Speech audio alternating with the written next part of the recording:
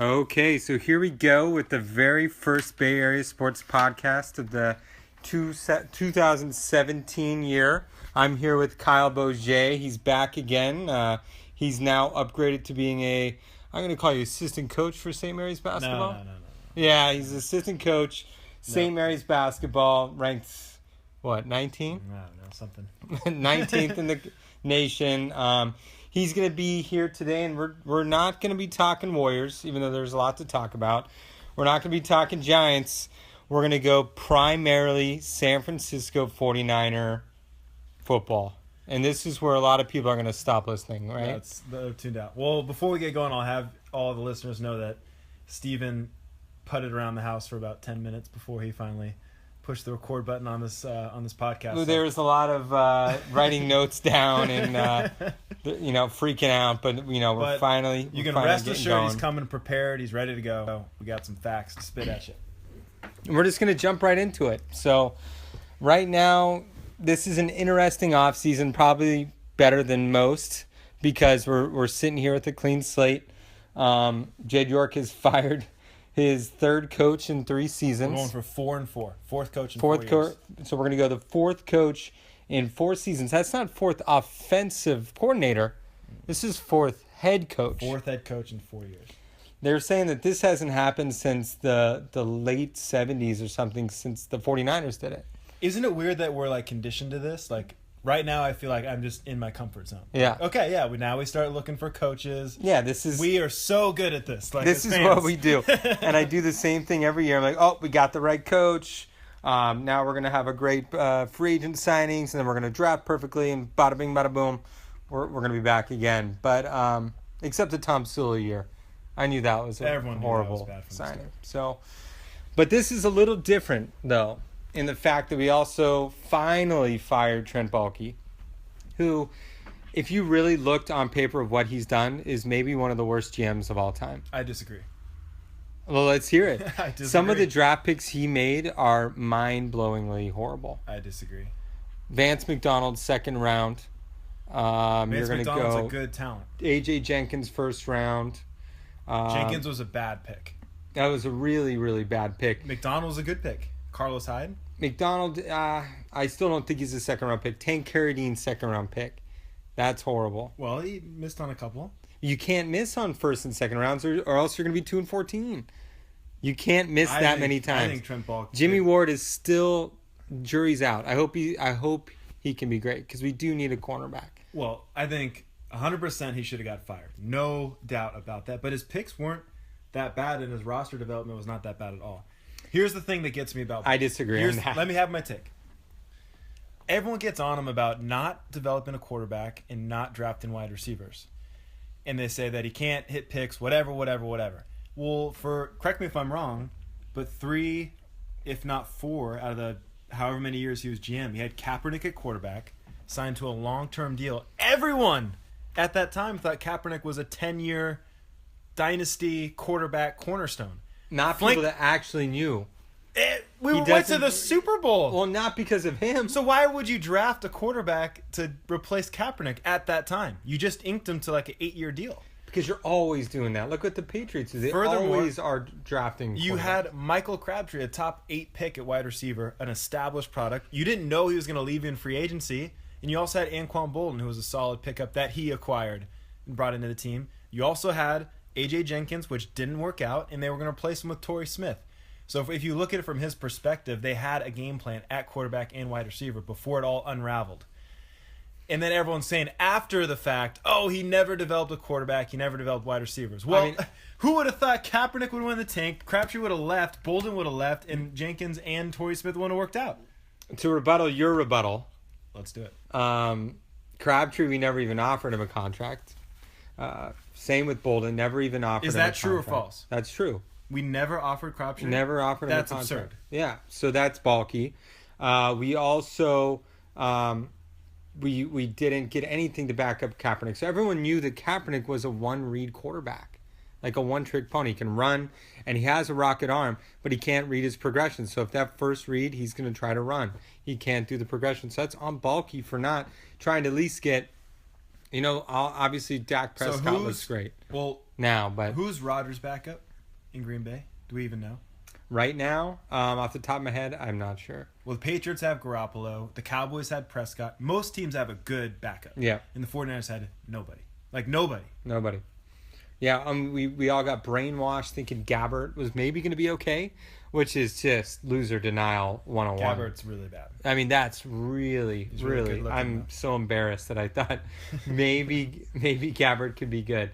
Gabbert is horrible. Gabbert is not a quarterback. He's like Brady Quinn. You know, he's probably going to be a face up in the booth talking about the games, but he just cannot play it.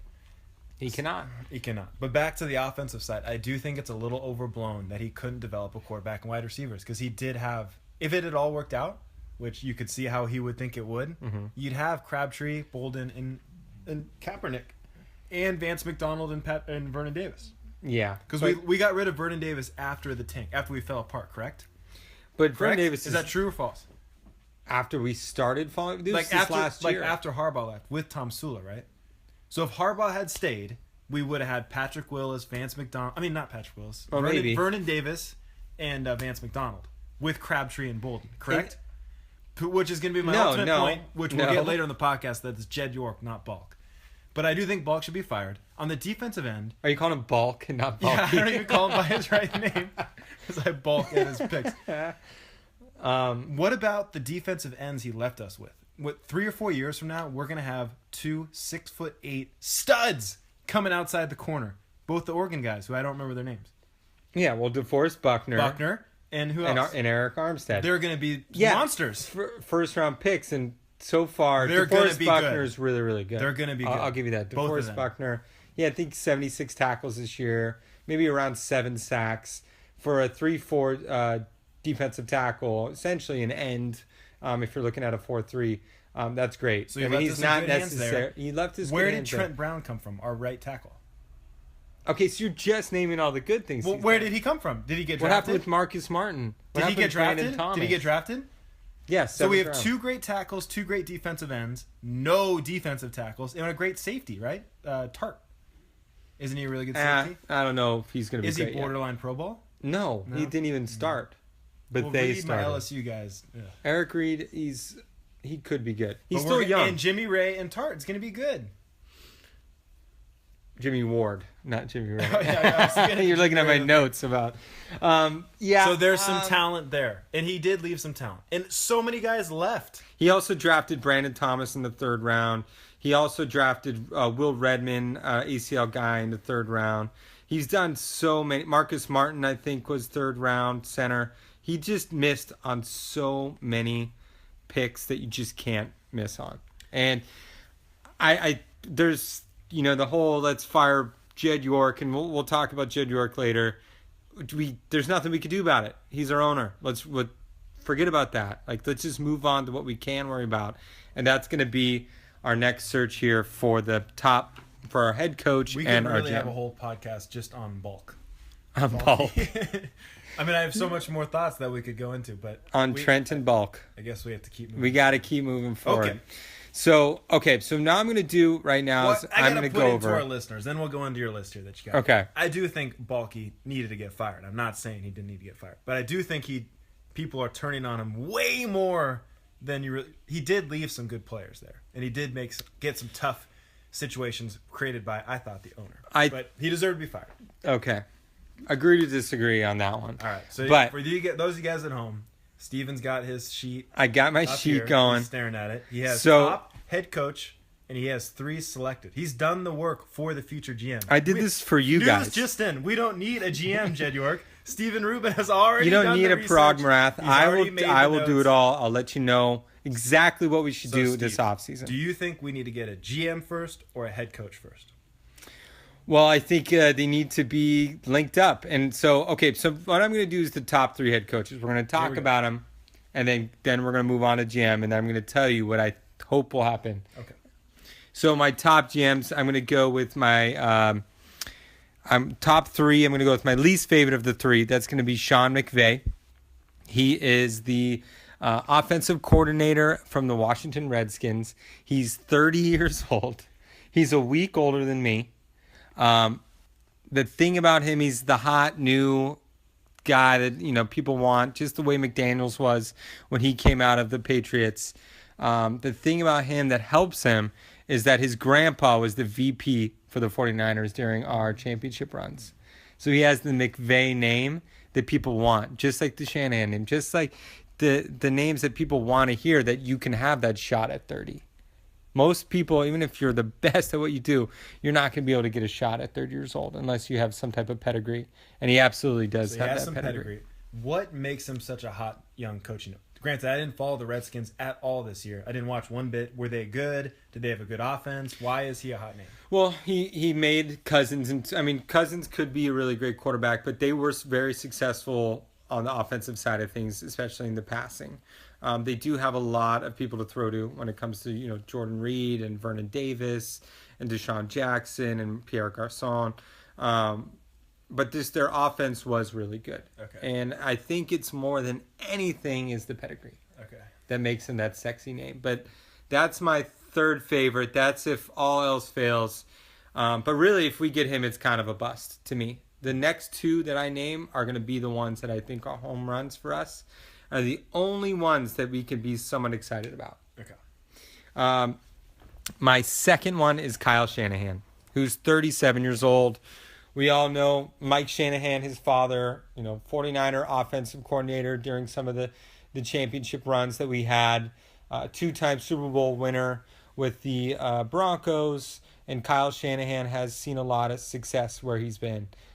Even mildly successful with the Cleveland Browns as their offensive coordinator, which is really hard to do.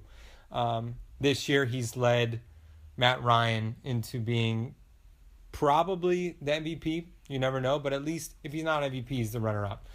He helped lead him to that. So and on top of that, he has what McVay has, is he has the pedigree. So you got pedigree, you've got results in what he's done, and he's not been a head coach before, so kind of this blank slate of the success or what he could be successful. Okay. And then do you have anything to say about Kyle? I just don't understand what makes him. Why is he? He's a hot name for a lot of jobs. Mm-hmm. Why is he so special? If I look at Atlanta team, which I'm more familiar with than the Washington team, aren't they Pro Bowlers across the board? Running back, quarterback, but that's the NFL. That's the thing. So what did he do that was so special? Ever do? Well, so that's a tough thing to say. Is that if you're kind of saying that he has a lot of great players, so no matter what he does, don't worry about it. That's essentially what you're saying. He was successful. They had those same players last year, and whatever offensive coordinator they had before him, they didn't. That's what I need to know. So 2 years ago, it wasn't Shanahan. It wasn't, and now it's Shanahan, and they're having a huge year. Exactly. That's what I need to know. Exactly. Okay, so this was Shanahan's first year there, and he was insane. And he turned it around. Now they're back in the playoffs. Potential Super Bowl run. So that's Kyle Shanahan, and then my preferred choice, who they actually interviewed today, Josh McDaniels. Ooh, Steve is excited. He is excited. I have a big smile on my face. He's got what you want in a head coach. He's swagger like Jim Harbaugh. He's extremely intelligent. He knows how to run an offense. He's been a head coach before and been fired, so he's kind of has the thing we need in order to land him. He's not that perfect candidate. He has a little bit of baggage. And in order to become a 49er, agree to be a 49er head coach, you got to have some type of baggage. Because if you're the perfect candidate, you're going to go somewhere like the Broncos, or you're going to go somewhere where everything's kind of teed up for you. And he can't go to the Broncos. And he can't go to the Broncos because that was the team that he went to originally. I think Josh McDaniels would be the perfect fit for us. I think he's young. He's 40 years old. He's not this old dude coming in trying to do what he's been doing forever. This is a new young guy who's going to be able to choose his quarterback and go from there. And we'll talk about that here in a second. I think there's a trend of good coaches in their second stint. I believe Belichick, Patriots were their second team. Pete Carroll, Seahawks was his second team from the Patriots. And I think there's another one, maybe a Bill Parcells may fit in that category or something like that. But yeah, there's definitely a trend of good coaches who fail, learn from their mistakes, and come back. get better the second time. And we didn't allow Chip Kelly to even have that. You know, I feel bad that Chip Kelly. There's no love for Chip Kelly. No one's in. You know, someone's just got to give that man a hug. He's a poor guy. I mean, he's still getting $21 million from us or something. So it could be a lot. Let's go sidebar real quick on Chip Kelly. Yeah. 10 seconds and we'll go right back to it. Let's do it. Did he ever have a chance at the Oregon job? Like, do you think he wanted to go to Oregon and we prevented him from going back? I think he couldn't tell them that he was available and they needed to hire somebody. And unfortunately, I think they already hired somebody. So that's why. So if they would have, and he couldn't put his hand out because at that point he really didn't know that he was going to be fired. He probably didn't think he was. As fans, sports fans, that's sad. Everyone loves Chip Kelly at Oregon. Everyone loves him. But everyone else not so much. But 49er fans and are the sidebar. Very, very, very indifferent towards him. I'm very indifferent towards him. Yeah. So, and now if you could tell by these three coaches, what is the theme? I want an offensive-minded coach. The past three defensive-minded coaches the 49ers have been Mike Nolan, Mike Singletary, and Jim Tomsula. So we've really swung and missed on our past three defensive-minded coaches. So, you know, there's Vance Joseph for Miami Dolphins, who's a defensive-minded guy. That wouldn't be horrible, but I think we just got to go offensive-minded. The 49ers in the past, we are an offensive-minded franchise. So I think we just got to go in that direction. I think that when it comes to the head coach, here's my take that I'm going to put in for 30 seconds is I think it's a given that in the NFL you have to have an offensive mind. It's just you can't go without it. And everyone points out Mike Tomlin or John Harbaugh as basically the non-offensive guys, but they have Roethlisberger and Flacco. Yeah. And they also they're so connected in the football community that they get good coordinators coming through there. Well, Belichick's technically a defensive guy. But I think he's really an all-around football guy. So he'd be another guy who gets... Technically, but you're telling me he has nothing to do with their offense. And he has Brady, and he gets good guys. Yeah, no, he's a lot to do with their offense. Right. And of course, he's doing the offense. Yeah. But I think it's, without a doubt, you have to have an offensive guy. What I think takes it to another level is your team, as the head coach, is going to be an extension of your personality. So however you are at your core is how your team's going to be. Yeah. And we saw that happen to the extreme with Harbaugh. We took Harbaugh's personality, and all of a sudden we became a give no shits, hit hard, play hard, and also outsmart people football team. And when you look at some of the coaches that have failed, Singletary, Nolan, whatever, we took that personality of that coach, and it really did not work out well. Singletary was a guy who his success was running through a wall. Well, you can't just run through a wall and win. You have to have some schemes and strategy. Mike Nolan was a guy who ultimately, you know, the ultimate story about him is how he didn't get along with Aaron Rodgers. He needed to be in control. He needed to be the alpha male. He couldn't live with other alpha characters like Aaron Rodgers, and that was his undoing. So whoever we hire here, I think has to have that personality, that identity that we want to emulate. That's what Mike Tomlin has. That's what John Harbaugh has. That's what Jim Harbaugh has. That's what Belichick has. And that, in my mind, there's only one guy on this list that has that, and that's McDaniels. There we go. We hit hands there. We're excited. You want your team to be like McDaniels. He's a guy who can outsmart you, outwork you. He's not going to take any bullshit. He's a no bullshit kind of guy. And everyone can see that from following the Patriots. And he's a guy you want your franchise to be about. But unfortunately, which we'll get to in a little bit because we still got to talk about the GMs, he's going to be working under someone who no one wants to have the personality of. And that's Jed York. And until Jed York gets out of the way, he doesn't have to sell the team. He just has to get himself out of the way. Yep. We're all going to just be like Jed York. The 49ers will. They'll take his personality. Well, that's like any company. You take the top down. The CEO is going to be able to trickle down effect of how this company's culture is going to be. And Jed York just talks about culture. Exactly. If you're not leading from the top and, you know, making good decisions, it's going to trickle down, and it has trickled down really poorly. It's trickled down. So for anyone that's seen Catholics vs. Convicts, the 30 for 30 special on ESPN, save Jed York for me. If there's only one thing I get on this podcast, I want Jed York at the end. Save his ass for me. Lou Holtz. Someone will get that. But now we got to talk about the GMs. Okay. Steve's got his top 3 list ready to go. And this will go. He's put in the work. I put in the work. This will be a little bit briefer just because really all these guys aren't actually GMs yet. So they're all underneath people or working at ESPN or something. They're not, so it's, you don't have as much on them. It's more of like, if you're in that system, you must be good. So the first one is a duo. We have Kirchner and Fitterer from the Seahawks. So essentially getting one guy from the Seahawks brass, knows what success looks like, knows what a positive culture looks like. That's a no-brainer to me. Having a guy that's been there, knows what it should look like, and bring that mentality to the 49ers, I would love that. It's just, to me, it's, I don't know really the difference between Kirchner and Fitterer. I know we're interviewing both of them. I don't know which one's better candidate for us, but I know that both of them have been there, seen what works and seen what doesn't work. And look what the ways Seattle has built their team through the draft, through really smart free agent signings like Michael Bennett and Cliff Averill, and just making trades for like Marshawn Lynch, stuff that most people when they did it, they're just like, okay, that's fine, not a huge deal. And look how good they've become because of it.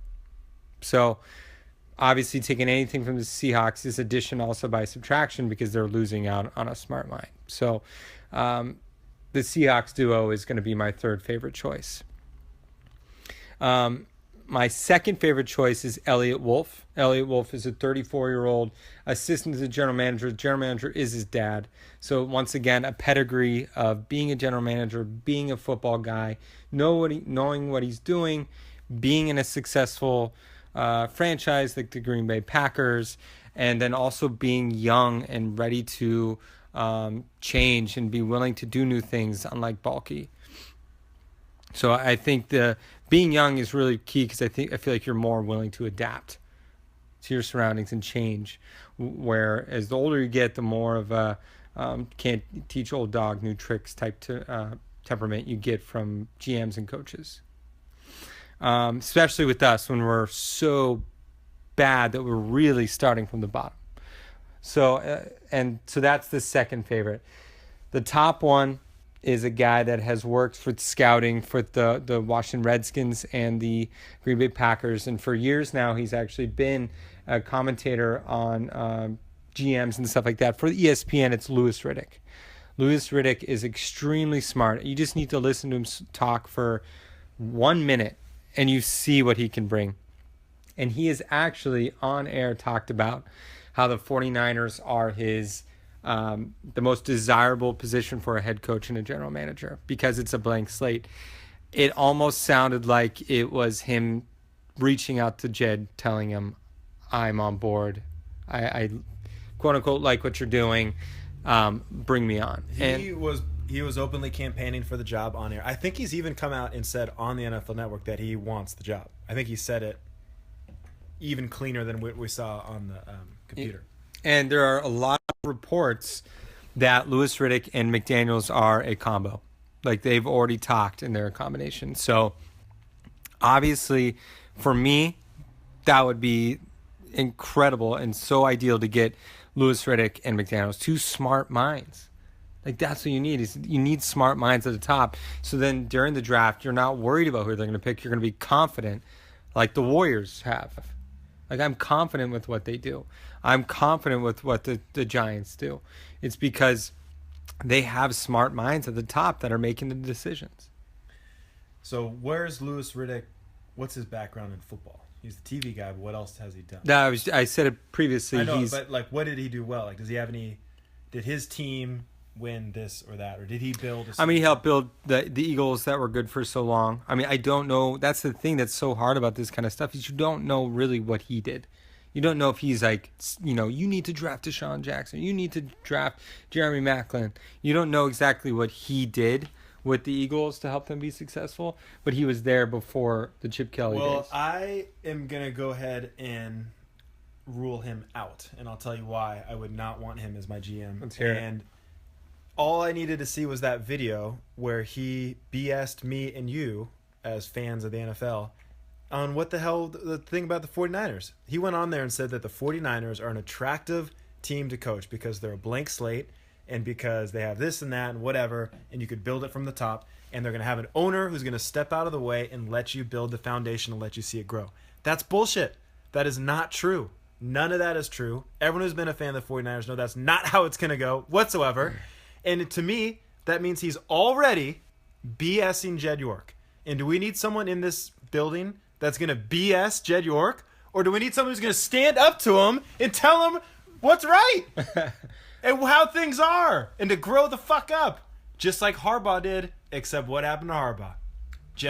Jed York didn't like it, so he kicked him out of there. Louis Riddick's just going to be a shill to York, and I can already tell. This is a perfect transition to the pros and cons of the 49ers. Okay. Because I disagree in that obviously there's a lot of bias with me and 49ers. I do think there are a lot of stuff that do make it attractive, especially for a GM. You're going into a situation where you're able to make that choice of quarterback. If you go into being, let's say, Jacksonville Jaguars, you have Blake Bortles already signed, and you have to go with him. You live and die with Blake Bortles. With GM of the 49ers, you have the number 2 pick with $87 million in cap space. You get to decide what quarterback you're going to have on your team and what's going to lead you to either success or failure. So I disagree with that. Well, you, like a lot of people who go into this job, are falling for the fool's gold, Steve. You're falling for the fool's gold. You're jaded. Gold. No, I'm not jaded. You're jaded. I see the truth. I see the reality. And I'll tell you why. Already? Zebra can't change its stripes. You're already struggling with it. Zebra can't change its stripes. Jed York has always been someone who backstabs his employees, leaks information to the media, goes behind people's back, lives in a culture of paranoia. That's never going to change. If you think, I can get my own quarterback. Nope. No, you can't. Jed York will step in. He always has. He always will. He's not going to change. But has he stepped in for personnel changes? He is someone who is not going to be able to handle things in a mature way. And he's going to be someone who will do what it takes to get you out of the building before he lets you grow. As a head coach. So you're always answering to him. But didn't he not have an extremely long leash for GM with Trent Baalke? I'm saying the culture that Jed York creates, which he wants to change so badly, is a culture of paranoia and leaking and backstabbing and BS. And no matter who steps in there, that's how it's going to be. And I think the smart brains in the business know that and wouldn't go near our job, anywhere near our job. Yeah, well, hopefully that's not correct. I think Jed York is, fortunately, like I was saying before, he's young. He's made a lot of mistakes so far. If you're going down a pro Jed York tangent, I will stab you. I will stab you and finish the podcast on my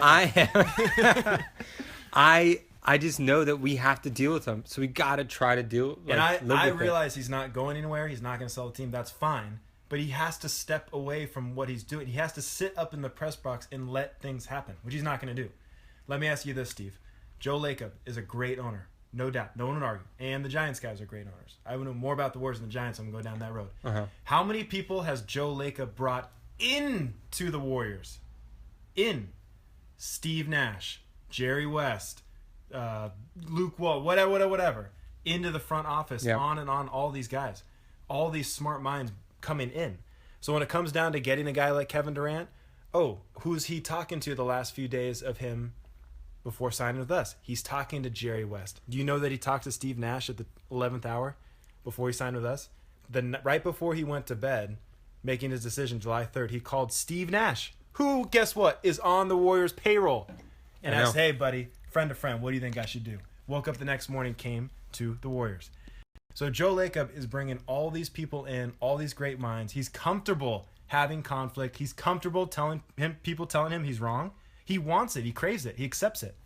How many people has Jed York brought into the 49ers? None. I know. He runs people away because he doesn't like when people don't tell him he's wrong. Or he doesn't like when people tell him he's wrong. He's not mature enough to handle it. He wants people who's going to kiss his ass. You know who's the biggest kiss-asser ever? Baalke. And now he's gone. So in my mind, that's the telltale. Either you bring in smart people or you scare them away. Yeah. And that has been a humongous flaw of York's, and you're absolutely right. We have one of the most legendary franchises of all time, and people he can work with: Jerry Rice, Steve Young, That's Joe a great Montana, point. Ronnie Lott. And how many of those people are coming in? None. I know. And And what's he that's- actually doing? Pushing them away. Steve Young was just on the radio saying that he is being actively pushed away by the ownership. How could you? While the Warriors wear number 42 on their jersey to honor Al Attles. Or was it Nate Thurman? A former player. They're honoring on their jersey. Yeah. Nate Thurman did pass away, so While Jed York is actively pushing away the all-time greats. Yeah. Hall of Famers. Yeah. I mean, it's bad, and it sucks. It's like a family member. You can't choose it. You can't take them away. They're going to be there. So we got to hope to God he changes. We got to hope Can we he please matures. break down his press conference, that he had the balls, the fortitude to stand up in front of us and BS us for a fourth time in 4 years? Can you believe this happened? This happened like a week and a half ago, Steve. Can we break this down? You can look at it in multiple different ways, though. It would have been so much easier for him just not to have to do that. Do what? He didn't have to do a press conference. You don't have to do a press conference. Okay, So for him going up in front of people, you give it to him. He really wouldn't. He didn't give anyone anything. But what was he going to tell him? Okay. Let's say... I think firing Chip Kelly and Balky was the right decision, though. Absolutely, I agree. But let's say I'm Jed York, and I know I have to get in front of the media, and I know people don't like me, and I know I want people to stay engaged with the 49ers. I probably have 3 doors I can walk through. Number 1, you can go through the Al Davis door. And you can hop out there, and you can come out with all these absurd reasons, points, background, whatever. You can go with a screen projector and break it down and just be so wacky and out there that no one's really going to bother you about it.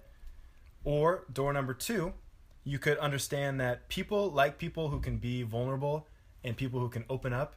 No one likes the guy who doesn't keep it real or isn't able to maybe talk about the problems. The guy that acts like nothing's wrong ever. No one likes that guy because they know he's bullshitting. Yeah. We could go through the door of just come out, Jed, and be honest. Be honest. Be like, yeah, look, I probably should have kept Harbaugh. My bad. And we'd all be off your back. Just be real. You really think people would be off your back? Yes. Just be real, Jed. Just be a human being. But that's so... It doesn't even need to be said. Who's the kid at school that it nobody doesn't likes? even need to be said. Nobody likes the kid that thinks he's better than everybody. Just be real, Jed, and say you're not better than everybody. You're just a human like anyone. We're going to love you if you accept that you're growing in this role. If you just come out and say it, no one will be mad at you. Yeah. I won't. But you're pretending like you're not. You're like the kid that takes the basketball home when you're, oh, I'm not going to win this game. I'm taking the ball home. I know. It's all about you, well, Jed. Unfortunately, we got the end of Al Davis when he was just crazy. We kind of got that going right now. No, unfortunately, I'm saying that's an option. That's a good option. Go the crazy route. Just do that. Just be so absurd that people, he's crazy. That's better than door number 3, which is what he's doing. He's too young to be He's going through crazy. door number 3, which is I'm going to sit in front of people like Chris Biederman who follow my team all year, every year, and I'm going to pretend like I can lie to them. I'm going to bullshit them. I'm going to bullshit the people that follow me every day. Yeah, that's why if you actually... That's door number 3 he's going through. And if you actually listen to the press conference, they it was really, went after him. Especially Ann Killian and Lowell Kahn, they were just brutal with him. They hate him. And hopefully, when we do make these next decisions, he can fully back away and not go to these press conferences. And Louis Riddick and McDaniels could be the face of this franchise. I hope so. We need it. We need it bad. So, with that being said, let's go over the pros and cons of working with the 49ers this year. I gotta pee. So we got, I can just do this by myself. We're having a little pee break here for Kyle. So here are my pros and cons with the 49ers. We'll go with the pros first. It's a blank slate. It's an absolute blank slate in that we're so bad. We have a lot of money to work with, so we have a lot of cap space to work with, and we don't have a quarterback that we're really tied to for a long amount of time. We can actually just release Kaepernick. It's like a mutual option in baseball. We might have a little dead salary to work with, but we could just get rid of him and then work with a new quarterback.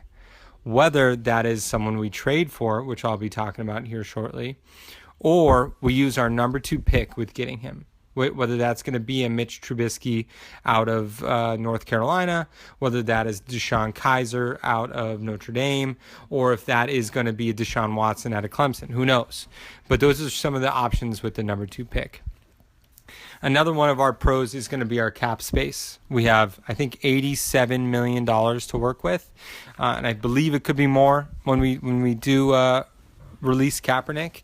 So you're looking at so much money to work with to kind of build this team.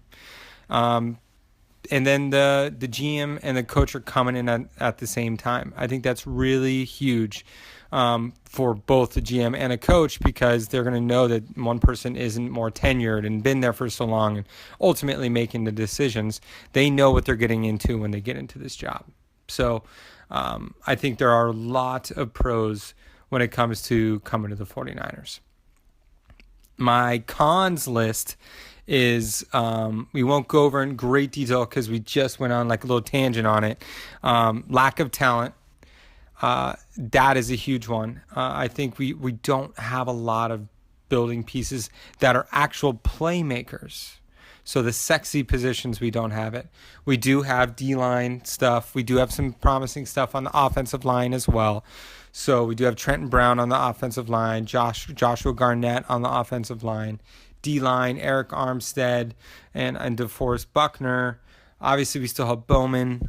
We have some safeties that could be good, and some cornerbacks that could be good. But we have some big gaping holes when it comes to quarterback, wide receiver, and pass rush. So, and that's stuff we hopefully can kind of address this offseason. And my last 3 cons, and then we'll just not jump into it that much, but it's Denise York, John York, and Jed York. All 3 of them. That is a huge con. And that is actually today came out that the assistant GM of the Patriots was told not to interview with us because of ownership. So that did come out. So people are thinking like that. Yeah, well, I mean, duh. But you gotta think. Wait, so he came out and said he would not? No, it's like a or he source. Was advised by people. Wow. Which could ultimately be McDaniel's downfall for us, because they work in the same franchise. That hurts. That hurts me. Yeah. But who knows? We still got a lot of time, and it could be a lot more time than we think, because Josh McDaniels actually can't accept the job until the Patriots are out, which could be February 6th, the day after the Super Bowl. That just sent me to negative town. Yeah. You think McDaniels isn't going to come? I don't know. But rumors, sources are going out that 49ers are his top destination. Multiple rumors, which makes me excited, is that he's linked to Louis Riddick, which is going to then, I'm going to do my last little thing before we kind of do a wrap up on my ideal offseason. This is the ideal 2017. You got Steve Rubin, the owner of the San Francisco 49ers. I would like that. That'd be fun. That would be fun for me, and press conferences would be a lot less awkward, I feel. You gave a great speech at your wedding, by the way. Thank you. Yeah, fantastic. Thank you. Steve's a great public speaker. When I get it together, I could do a good speech. Okay, so my ideal off season is next week. We sign as our GM Louis Riddick. Okay. We get him in place. We get a face of our franchise. He's a great speaker. Just to the That's a good point. He's much better, much more well-spoken than me and Jed York. He's a media guy. He can talk to the media. He's going to be great. It sounds dumb, but we really need that. We really do need that. Yeah. So I think that would be amazing. And then if the rumors are true, he's linked with McDaniels. So that means if we do get Riddick, all signs are pointing to us getting McDaniels. So that would be my choice at head coach, would be Josh McDaniels. So now, what are we going to do with all this cap space? I'm not going to go over really players with the free agency, because that just gets a little hectic. But essentially, I want to get a nose tackle in free agency and maybe a linebacker in free agency. So that's something you can get, like an inside linebacker to help Navarro Bowman out. I mean, this year our Bowman's not coming back. What do you mean? He's locked up for a long time. He's done. I don't think so. I think he'll be fine. People come back. Injury and an Achilles. He'll be fine. I mean, he might not be the same speed as he used to be, but he'll be better than anything we had. I can tell you that right now. He'll help that rush defense.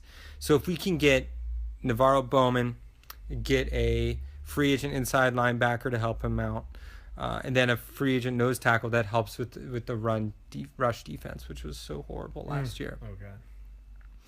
Didn't we let up a record amount of 100-yard rushers? Yeah, it was horrendous every single game. It was really bad. Another thing that I want to do is get a big time wide receiver. So like who? It's going to be in the draft. It's going to have to be draft because you don't want to sign a guy for $50 million that's already past their prime. We saw with Torrey Smith, it just doesn't work. So a second round wide receiver. Good thing is that we have, a couple of young wide receivers that were injured all last year that are coming back. So Bruce Ellington is going to be coming back.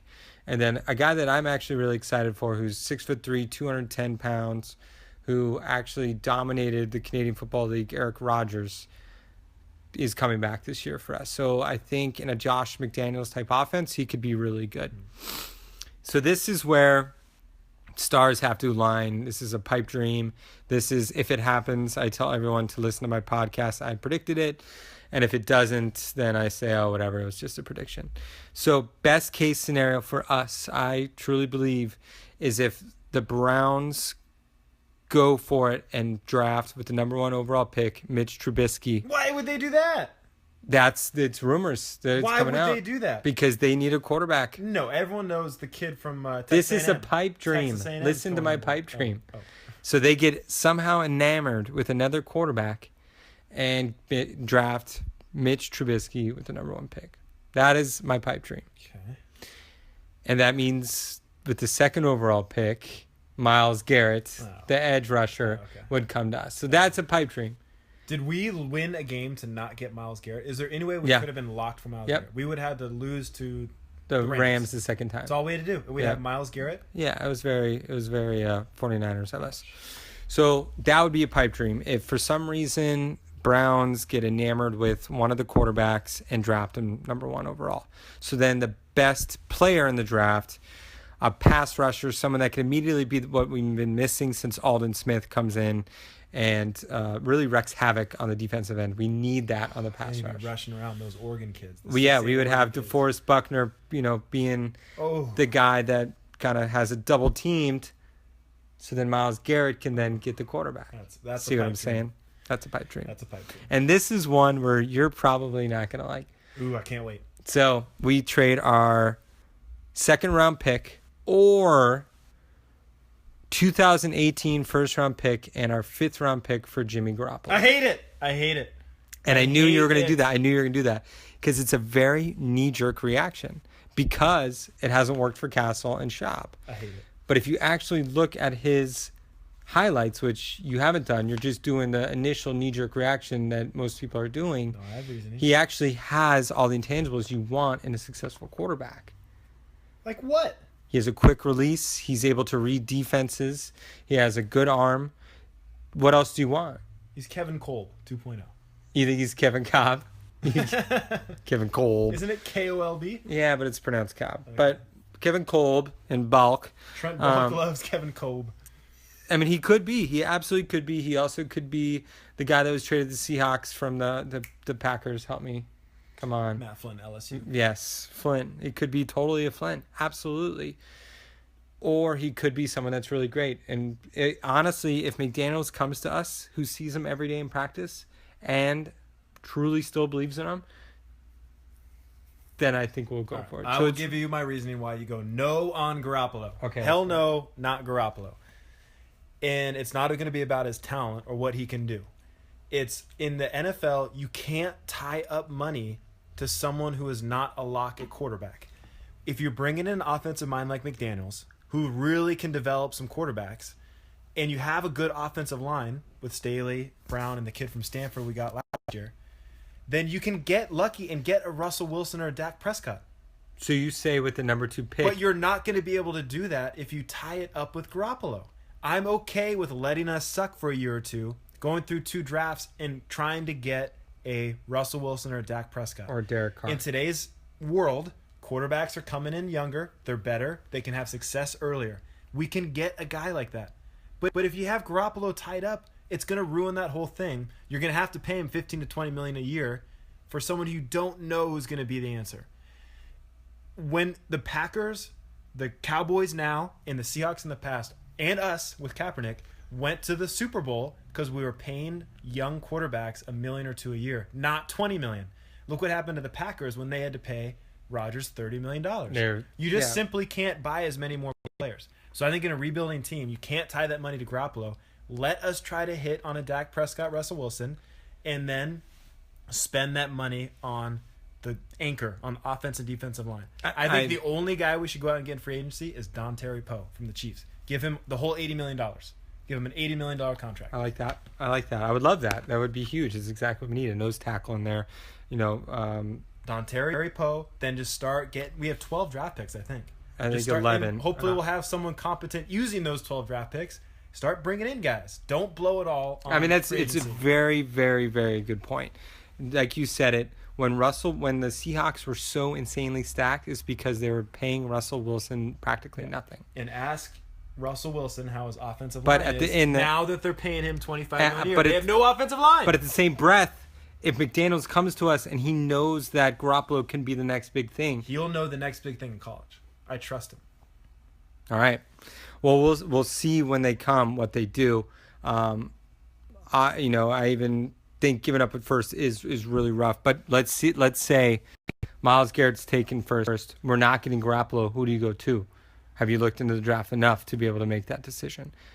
Who do we take it to? Yeah. Do we go quarterback? Well, no, I do not think you go quarterback. Then you have to trade down. Take one of those studs from Alabama or what? There's a couple of defensive tackles. Yeah, out there the defensive tackle from Alabama. Exactly.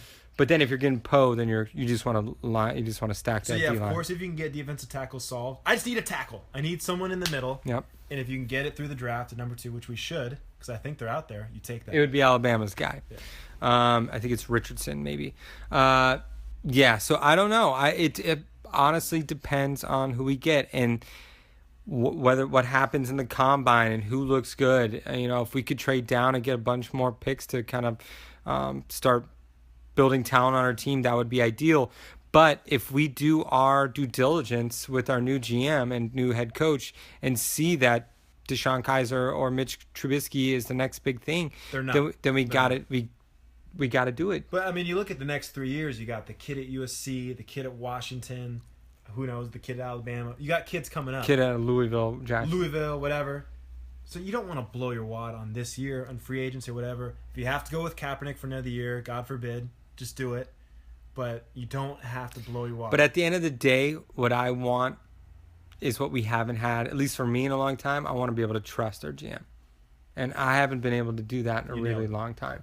That's what we have to have. So if we have Louis Riddick and McDaniels putting their minds together to figure out what's going to be the best bet for them and for the 49ers and for the future, that is exactly what we need, because at the end of the day, Balky had his own self-interest that kind of affected the entire 49ers organization.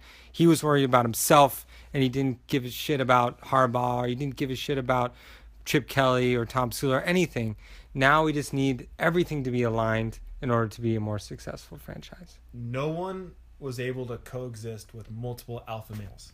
In the Giants organization and in the Warriors, there's a ton of alpha males, and it's great, and the conflict makes them better. Balky drove all that away. York drove all that away. We need some people we can trust who can live in that environment. At the top. So it'll be really interesting. We'll do another podcast on this probably closer to the draft, which I'm actually going to. I'm going to the NFL draft. Yeah. If I can get in, that'd be awesome. And I want to be the guy that. Okay. How long do you have to prepare for this draft? When's the draft? April. So you have late April. What's your facial hair situation going to be like going into this draft? Ooh, I think I'm going to do just a mutton chops. Mutton chops? Yeah, I'm going to do mutton chops and the chin beard. And I think Mare would really, really like that. Is Mare going to the draft? No. But no, I think it'll be really exciting. And if we can get a good GM and a great coach, McDaniels Riddick or even Shanahan Riddick or even Shanahan Wolf, I think the 49ers are looking good for the future. Let's go rapid fire 10-second takes. Kevin Durant pissed me off last night. That was really, really bad. I think he went back to his Thunder ISO game, and the Draymond went in his face and said, "That is not what you're about." That's not what we do here. And I think it got to him. I don't think that's going to be an earth-shattering thing for the Warriors.